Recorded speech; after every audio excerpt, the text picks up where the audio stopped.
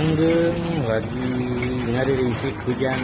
Dulur-dulur, hati-hati buat teman-teman yang berkendara motor, jangan terlalu kebut-kebutan karena jalan lagi licin. Gas